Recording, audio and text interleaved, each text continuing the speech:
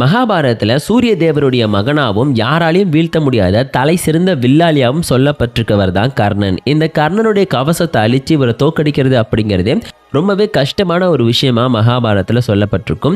இப்படிப்பட்ட கர்ணனியை ரொம்ப எளிமையாக தோக்கடித்த ஒரு மாவீரருமே மகாபாரதத்தில் இருக்காரு. அவருடைய பெயர் சித்திரசேனன். இந்த சித்திரசேனன் ஒரு கந்தர்வனாக மகாபாரதத்தில் சொல்லப்பட்டிருப்பாரு.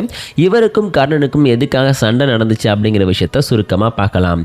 மகாபாரதத்தில் சூதாட்டத்தில் தோத்து போன பஞ்சபாண்டவர்கள் தொடர்ந்து வனவாசம் இருக்கணும் அப்படின்ற காரணத்துக்காக வனவாசம் போயிருப்பாங்க. அந்த சமயத்தில் அவங்க தங்கியிருந்த இடத்துக்கு பக்கத்தில் ஒரு தாடகம் இருக்கும்.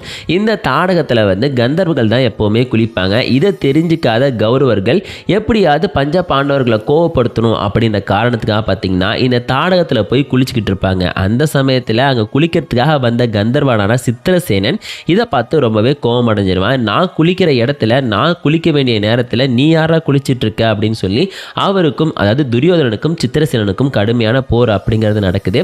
அந்த போரில் எளிமையாகவே பார்த்தீங்கன்னா சித்திரசேனன் கௌரவர்கள் 100 பேரையுமே சிறப்பிடிச்சிடறாரு.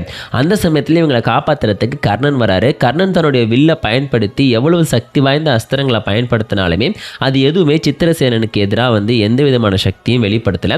ஒரு கடத்தில் பார்த்தீங்கன்னா கர்ணனால் எந்த ஒரு முயற்சி எடுத்துமே கௌரவர்களை காப்பாற்றவும் முடியல. அதே நேரத்தில் இந்த ஒரு சித்திரசேனனை தோக்கடிக்கவும் முடியல. அதனால் வேறு வழி இல்லாமல் அந்த இடத்துலேருந்து கர்ணன் கிளம்பி போயிட்டாரு. ஒரு கடத்தில் பார்த்துட்டிங்கன்னா இவங்க எல்லாரையும் காப்பாற்றுறதுக்கு அர்ஜுனர் தான் வரணும் அப்படின்னு தர்மர் புரிஞ்சுக்கிட்டு அர்ஜுனரை வர வச்சு சித்திரசேனன் கூட போரிட்டு அவரை தோக்கடிச்சது மூலமாக தான் கௌரவர்களையும் துரியோதனையும் காப்பாற்றினாரு அப்படின்னு மகாபாரதத்தில் வனவாசத்தில் சொல்லப்பட்டிருக்கும்.